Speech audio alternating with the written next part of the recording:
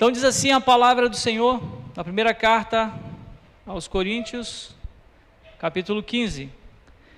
Irmãos, quero lembrar-lhes o evangelho que lhes preguei, o que vocês receberam e no qual estão firmes.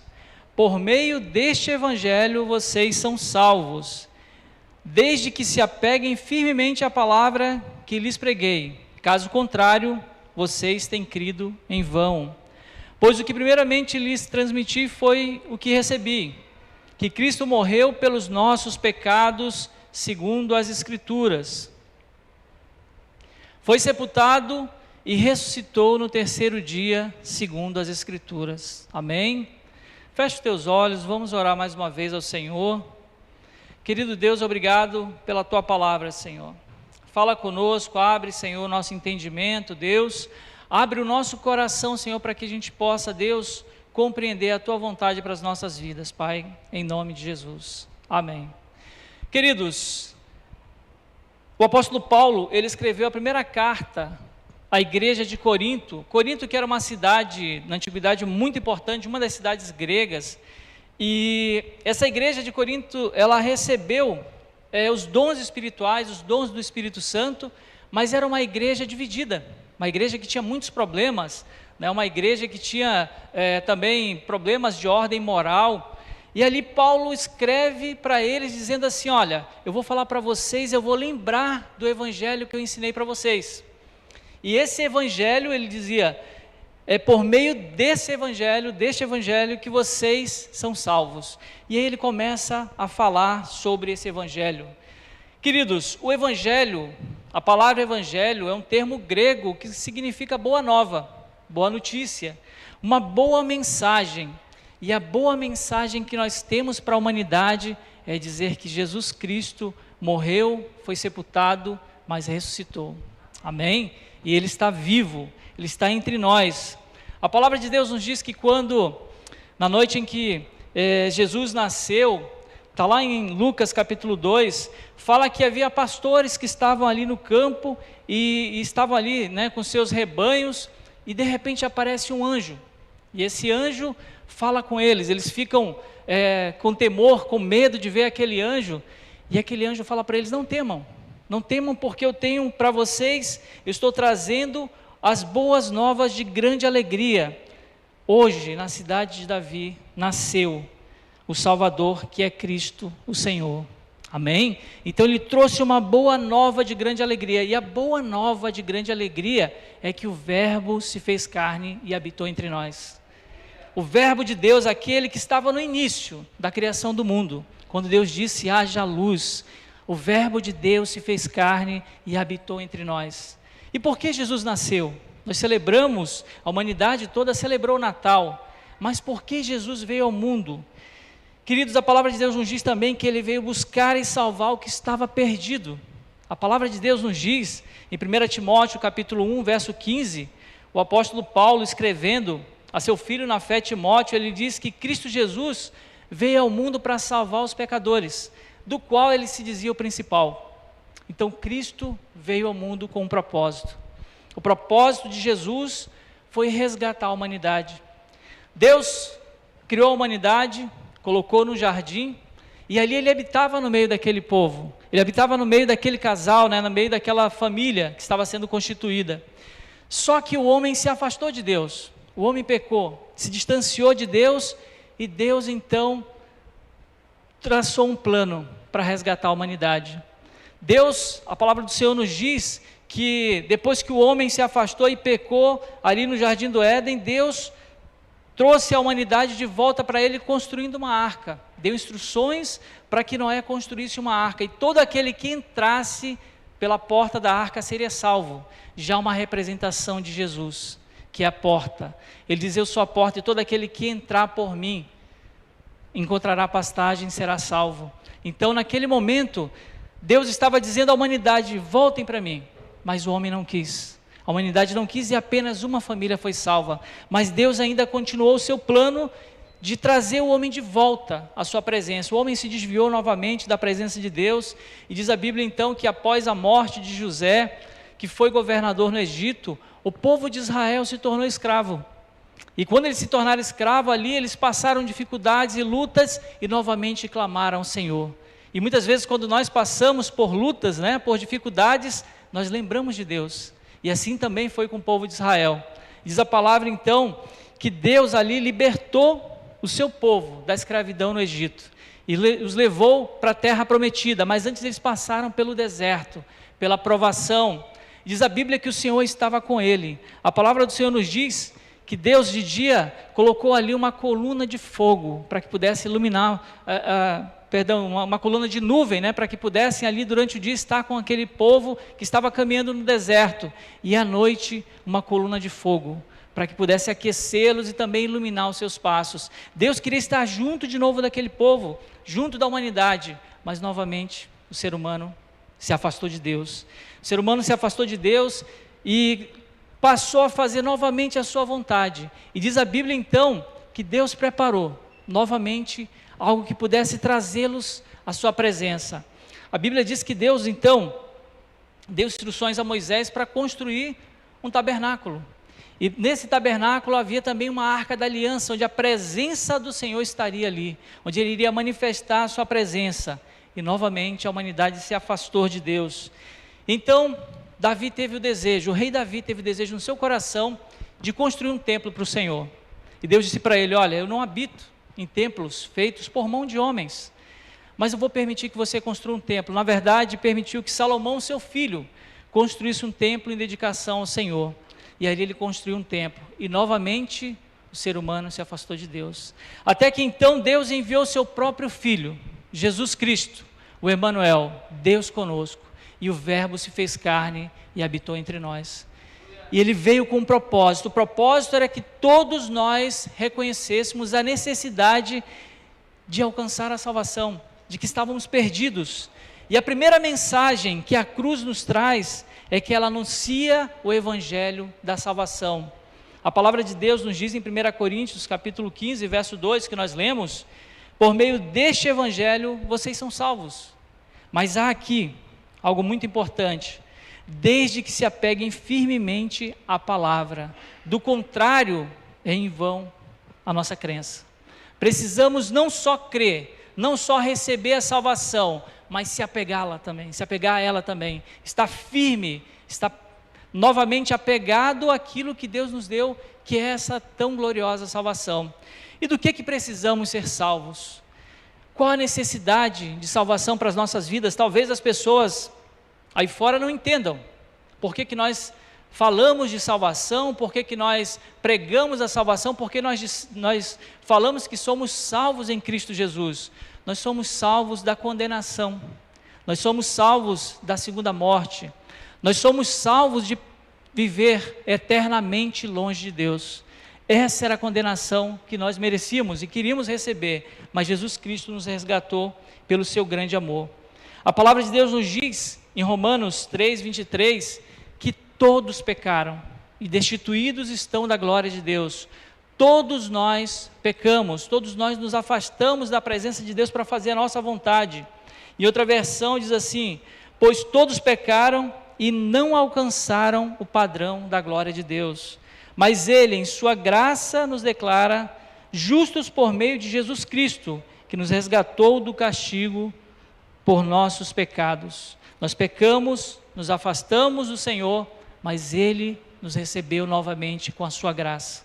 Amém, queridos? A palavra de Deus nos diz que pela graça de Deus nós somos salvos. Isso não vem de nós, é dom de Deus. E nem vem de obras que é para que ninguém se glorie, para dizer assim: eu fiz algo e alcancei a salvação. Ela vem de Deus. Ela não foi de graça, ela teve um preço de sangue. Jesus derramou o seu sangue na cruz. Ele sofreu por nós, para que nós tivéssemos vida. E Ele nos deu essa tão grande salvação por meio da graça. E Jesus veio, morreu pelos nossos pecados, foi sepultado e ressuscitou. Mas tem uma condição: nós alcançamos a salvação pela graça, mas Ele diz, desde que nos apeguemos firmemente à palavra. É necessário então se apegar, é necessário então fazer algo, né? Nós fomos encontrados, fomos salvos pelo Senhor, mas agora, depois de alcançar a salvação, precisamos permanecer nele. Eu não posso, depois de conhecer a Jesus, depois de conhecer o caminho da salvação, simplesmente achar que está tudo bem, eu já estou salvo e não tenho mais nada para fazer. Eu preciso permanecer nele. Essa é a nossa responsabilidade, essa é a nossa parte. Nós precisamos nos apegar no Senhor. João capítulo 15, ele fala, Jesus diz o seguinte, a partir do verso 5 e 6, ele diz: eu sou a videira e vocês são os ramos, né? Se alguém permanecer em mim e eu nele, esse dará muito fruto, frutos de arrependimento, frutos de almas que vão se converter ao Senhor. Ele diz: porque sem mim nada podeis fazer. Sem Jesus não podemos fazer nada. Nós precisamos estar nele e ele em nós, permanecer nele. E ele continua dizendo: se alguém não permanecer em mim, será como o ramo que é jogado fora e seca. Tais ramos são apanhados e lançados no fogo e queimados. Precisamos permanecer na salvação.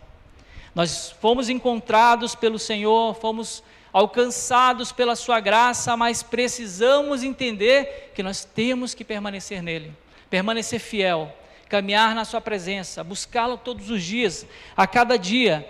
O Senhor Jesus, em Mateus capítulo 24, quando ele começou a falar ali dos sinais do fim dos tempos, ele começou a falar também da sua volta, ele começou a dizer os fatos que iriam acontecer, e ele disse algo muito importante, que devido ao aumento da maldade, o amor de muitos iria esfriar, e é exatamente isso que a gente está vivenciando. O amor daqueles que um dia conheceram o Senhor está esfriando, e a gente tem que cuidar para que isso não aconteça conosco. Amém, queridos? Essa palavra do Senhor nos diz então que aquele que perseverar até o fim será salvo. A salvação, ela veio até nós, né? A mensagem da cruz, primeiramente, ela fala da salvação, e a segunda parte da mensagem da cruz, ela nos fala que Jesus morreu pelos nossos pecados. A Bíblia nos diz então, em 1 Coríntios 15, verso 3, que foi o texto que nós lemos: pois o que primeiramente lhes transmiti foi o que recebi, que Cristo morreu pelos nossos pecados, segundo as Escrituras. Cristo nasceu, viveu e morreu por um propósito, para salvar a mim e você. Amém? Ele morreu para nos salvar da condenação eterna. Ele é aquele que foi profetizado por Isaías. A palavra de Deus nos diz em Isaías 53, no verso 5 e 7, que ele foi ferido por causa da nossa rebeldia e esmagado por causa dos nossos pecados. O Senhor Jesus, ele foi esmagado na cruz pelos nossos pecados. A Bíblia continua dizendo que ele sofreu o castigo para que fôssemos restaurados, para que de novo voltássemos à presença de Deus. Diversas vezes Deus trouxe o homem de volta para a sua presença e ele se afastou, e até hoje permanece dessa maneira, até que um dia ele enviou o seu filho, e ele está vivo, ele morreu e ressuscitou, e está aqui para nos alcançar com sua graça. A Bíblia nos diz ainda que ele fez cair sobre ele o pecado de todos nós. O meu e o teu pecado estava em Jesus. Ele nunca pecou, mas ele recebeu na sua carne, ele sentiu o nosso pecado, para que nós pudéssemos alcançar a misericórdia de Deus. E ele foi oprimido e humilhado. Queridos, essa palavra ela tem que tocar o nosso coração, ao ponto de nós ficarmos envergonhados do nosso pecado.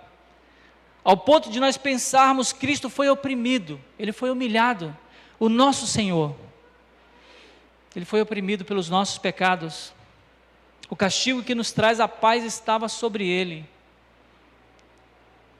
A palavra do Senhor nos diz então que o Senhor não abriu a sua boca, ele recebeu todo o castigo que nós merecíamos ser mortos no lugar do Senhor.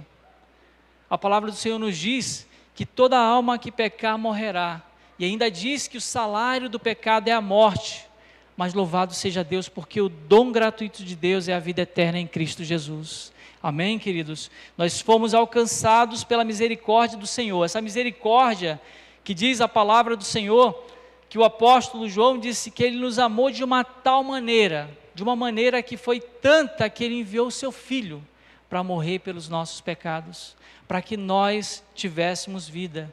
E a mensagem da cruz, o terceiro ponto que ele fala é que ela nos lembra que Jesus foi sepultado. A morte de Jesus e a ressurreição resume praticamente todo o Evangelho, resume todo o Evangelho que nós pregamos, mas o sepultamento de Jesus tem um grande significado. Romanos capítulo 6 fala que quando fomos unidos a Cristo no batismo, será que também não fomos unidos com Ele na sua morte? E quando nós descemos as águas do batismo, simbolicamente nós estamos dizendo ao mundo um recado: estou morto para o pecado e vivo para Deus. Quando nós descemos a água do batismo, nós estamos dizendo ali que nós queremos uma novidade de vida. Nós queremos viver agora para Cristo e não mais viver a nossa própria vontade. E nós precisamos lembrar todos os dias.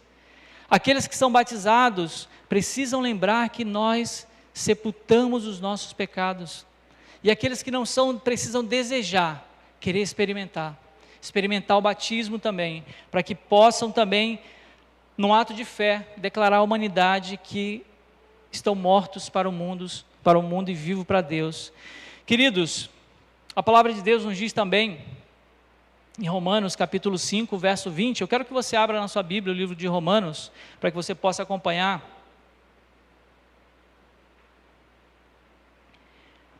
O livro de Romanos, já está aqui também. Ele diz o seguinte, Romanos 5, verso 20, né? Diz assim que onde o pecado aumentou, a graça se tornou ainda maior, né? Mas onde aumentou o pecado, a graça se tornou ainda maior. Em outra versão diz que onde abundou o pecado, superabundou a graça. Mas porque fomos alcançados pelo Senhor, fomos alcançados pela sua graça e fomos perdoados por Ele, será que nós podemos ou devemos continuar vivendo em pecado? Já que o Senhor nos perdoa?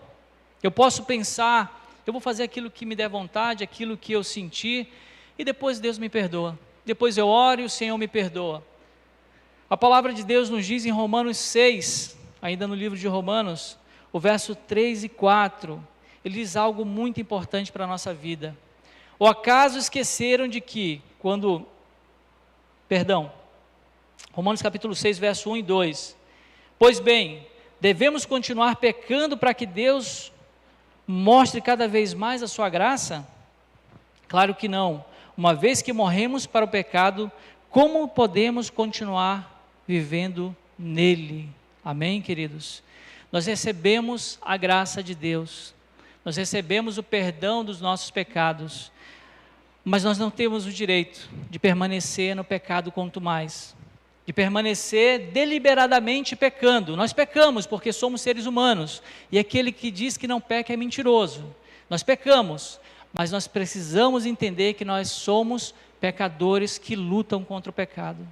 Nós precisamos lutar contra o pecado, e o pecado tem que ser, de fato, algo que nos cause tristeza, que a gente possa, quando pecar, sentir mal, sentir que nós fizemos algo que desagradou a Deus. O pecado, ele é transgressão à lei de Deus. Então preciso entender que eu não posso viver no pecado. Jesus, ele morreu, a palavra do Senhor nos diz que ele morreu por nós, pelos nossos pecados, que ele foi sepultado e ele ressuscitou. Mas eu preciso entender também que eu sou nova criatura e que agora eu vivo para Deus. Eu preciso buscar a misericórdia do Senhor, eu preciso buscar a misericórdia do Senhor e lutar contra o pecado. Mas de que maneira? Como é que eu posso vencer o pecado? Como é que eu posso vencer aquele pecado, né, Cláudio, que nós falamos que às vezes é de estimação, ou aquele pecado até que nós gostamos de fazer, gostamos de pecar, e esse gostar não é no sentido, né, de que nós nos sentimos bem, mas que parece que se tornou algo normal nas nossas vidas. Queridos, tem pecados na nossa vida que talvez você já até não tem mais coragem de pedir perdão de Deus, tem até vergonha, porque ele continua,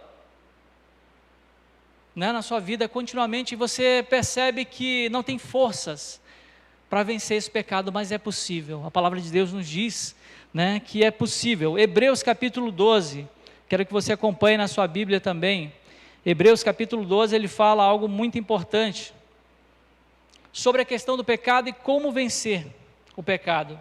Ela diz o seguinte, Hebreus capítulo 12, a partir do verso 1. Você possa acompanhar na sua Bíblia. Portanto, também nós, uma vez que estamos rodeados por tão grande nuvem de testemunhas, livremo-nos de tudo o que nos atrapalha e do pecado que nos envolve.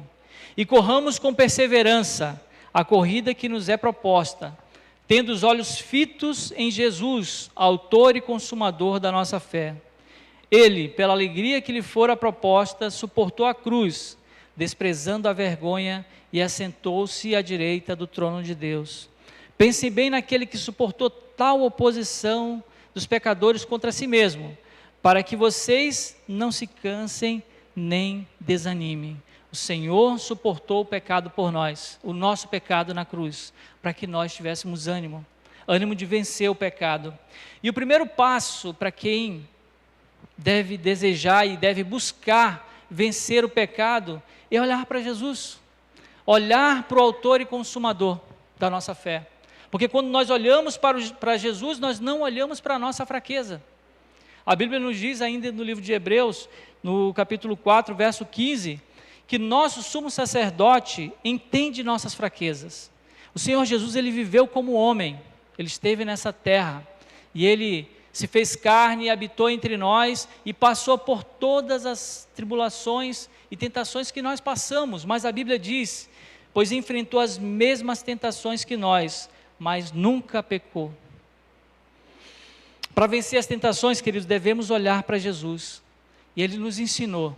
Jesus orava, e ele nos ensinou isso naquela oração que nós chamamos, né, de oração do Pai Nosso, lá em Mateus capítulo 6, verso 3, e ele diz para que nós orássemos dizendo ao Pai, não nos deixem cair em tentação. Nós precisamos orar e pedir a Deus que não nos deixe cair em tentação, mas ainda mais, nós precisamos também evitar nos colocar em situação de tentação, porque parece que às vezes nós queremos andar bem próximo da linha, bem próximo do limite. E se nós orarmos e pedirmos a Deus que não nos deixe cair em tentação, por que eu estou andando próximo do limite? Esse é o nosso papel, isso é o que nós devemos fazer, ter esse cuidado. Mateus 26, verso 41, é um texto muito usado pelas pessoas, e talvez por nós já foi usado alguma vez, quando diz ali que o espírito está pronto, mas a carne é fraca, e por isso que nós pecamos, porque a carne é fraca. Só que antes o texto diz o seguinte, vigiai e orai para que não entreis em tentação. E aí de fato, o espírito está pronto, mas a carne é fraca, mas o nosso papel é vigiar e orar. Nós precisamos ter essa convicção. Vigiar é tão importante quanto orar, e não se colocar em condição de ser tentado. E quando formos tentados, nós temos algo muito importante a compreender também, que a palavra de Deus nos diz em 1 Coríntios capítulo 10, verso 13, ele diz que não vos sobreveio tentação que não fosse humana. A tentação que nós sofremos, ela não é sobrenatural, nós temos uma tendência de espiritualizar tudo, colocar tudo no sobrenatural, mas ele fala aqui, a palavra de Deus nos diz, né? Nos diz que não sobreveio tentação que não fosse humana, mas Deus é fiel e não permitirá que sejais tentados além das vossas forças. Então nós somos tentados dentro das nossas forças, dentro daquilo que nós podemos suportar, mas pelo contrário, juntamente com a tentação, os proverá o livramento, de sorte que possais suportar. Amém, queridos? Então nós precisamos olhar para Jesus, orar e vigiar, e fazer a nossa parte, que é buscar de fato estar na presença de Deus, buscar a graça do Senhor, mas vigiar sobre tudo. O segundo passo que devemos ter, a segunda atitude é andar no Espírito. Nós precisamos olhar para Jesus, vigiar e orar, e ele diz assim, Gálatas capítulo 5, 16, 17, vivam pelo Espírito, em outra versão diz andai no Espírito, e outra ainda, deixem que o Espírito guie a sua vida, e ele vai dizer que de modo nenhum satisfarão a vontade da carne. Se eu andar no Espírito, Eu não vou satisfazer a vontade da carne, porque a carne, ela luta, ela milita contra o Espírito. A Bíblia diz ainda aqui, né? Pois a carne deseja o que é contrário ao Espírito, e o Espírito o que é contrário à carne. Eles estão em conflito, um com o outro, de modo que vocês não façam o que desejam. Como é que eu posso andar no Espírito? Para eu andar no Espírito, eu preciso conhecer a vontade do Espírito Santo de Deus, a vontade de Deus para a minha vida. E como é que eu vou conhecer? Como é que eu posso conhecer alguém? Eu posso conhecer a Deus através da sua palavra, através da oração, porque quando eu estou orando, eu estou conversando com Deus, Deus está falando comigo, e no momento que estou orando, eu estou aprendendo também qual é a vontade de Deus, e eu vou ser guiado pela sua palavra. Salmo 119, verso 11 fala, o salmista dizia: guardo no coração as tuas palavras, para não pecar contra ti. Eu preciso vigiar, orar e ler a palavra de Deus, para não cair em tentação. E a terceira atitude que devemos fazer, que o texto nos diz, é que na luta contra o pecado devemos resistir até o sangue. Resistir até o sangue significa que devemos lutar contra a nossa vontade. A nossa carne, ela não quer orar, ela não quer ler a palavra de Deus, ela não quer tampouco jejuar, e a Bíblia diz que nós devemos resistir, devemos lutar, ainda que nós estejamos sangrando. Às vezes parece que estamos dessa forma, né? A tristeza, a tribulação, as enfermidades, as lutas, tudo aquilo que passamos em nossas vidas. E a Bíblia diz que nós devemos então resistir até o sangue, resistir até o último momento, até a última força. E quando nos sentimos fracos, a Bíblia diz, aí é que somos fortes, porque a nossa força está em Deus. Amém? Então, quando eu me sinto fraco, é quando eu dobro os meus joelhos e digo: Senhor, não tenho forças, me ajuda, me dá forças para que eu possa suportar. O apóstolo Paulo disse em 1 Coríntios capítulo 9, verso 27, mas eu esmurro o meu corpo e reduzo a escravidão, para que, depois de eu pregar para outras pessoas esse evangelho que salva, eu mesmo não seja desqualificado. Amém? Então nós precisamos esmurrar o nosso corpo. Esmurrar de que forma? Orando quando não queremos orar. Ler a Bíblia quando não queremos ler. Eu creio que todos já passaram por essa situação, né? De começar a ler a Bíblia e começar a dar sono, dar cansaço, e aí a gente perde a concentração. Sabe o que é isso? Nosso corpo lutando contra o nosso espírito. Para quê? Para que não faça a vontade do Espírito. Mas nós precisamos esmurrar o nosso corpo, reduzir ele à escravidão e dizer: quem manda nesse corpo é o Espírito Santo de Deus. É o Espírito Santo de Deus que controla. Eu sou templo do Espírito Santo, e dessa forma a carne não vai prevalecer contra o Espírito. Ele diz que Cristo suportou a cruz por nossos pecados, e resistir até o sangue é a nossa parte. Queridos, resistir o pecado é uma decisão. Daniel, no capítulo 1, no verso 8, fala que Daniel intentou no seu coração, ele decidiu não se contaminar com os manjares do rei, com o vinho e com a sua comida. Ele decidiu. E é aquilo que nós falamos, vamos muitas vezes tentar espiritualizar as coisas, e aí parece que fica mais difícil, mas quando a gente pensa que é uma decisão de não pecar, é uma decisão. Daniel intentou no seu coração e decidiu não se contaminar, não se tornar impuro. Tiago capítulo 4, verso 7 fala: portanto, submetam-se a Deus, resistam ao diabo e ele fugirá de vós. Precisamos resistir, mas antes de resistir o diabo, nós precisamos submeter à vontade de Deus. Quando nós nos submetemos à vontade de Deus, nós andamos no Espírito, nós fazemos aquilo que é a vontade do Senhor, nós olhamos para o Senhor, que é autor e consumador da nossa fé. A responsabilidade de resistir é nossa. Deus falou com Caim, quando ele já tinha decidido no seu coração que ele ia matar o seu irmão Abel. E a palavra de Deus nos diz que Deus chegou até ele e falou: por que decaíste o teu semblante? Por que você está tão triste?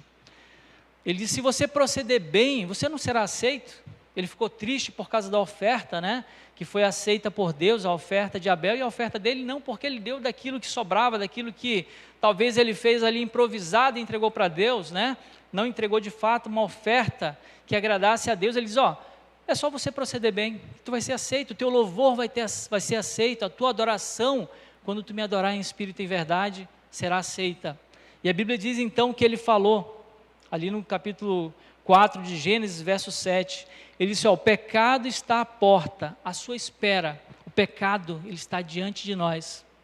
Tem uma música que fala sobre isso, né? Mas eu escolho Deus. É uma escolha, é uma decisão. E ele disse assim, e a sua espera, e deseja controlá-lo, mas você quem deve dominá-lo. Amém? Então é possível, dependendo de Deus, buscando a presença do Senhor, andando no Espírito, vigiando, orando, esmurrando o nosso corpo, assim nós vencemos o pecado. Mas ainda assim, queridos, ainda que nós venhamos a pecar, é importante lembrar que nós temos um advogado, Jesus Cristo, o justo, aquele que foi o sacrifício pelos nossos pecados, e não só pelos nossos, mas pelo mundo também, pelos pecados do mundo. Então, quando pecarmos, nós lembramos que temos Jesus, que o sangue de Jesus nos purifica de todo pecado. E para concluir, eu quero dizer aqui para os irmãos, que a mensagem da cruz, ela não se encerrou com a morte de Jesus e com seu sepultamento, ela continuou, e ela continua na ressurreição, porque Ele vive, e Ele está aqui conosco, amém, queridos? As boas novas de grande alegria é que o Verbo se fez carne, que Jesus ressuscitou, e que Ele morreu pelos nossos pecados, mas hoje vive e viverá eternamente, amém?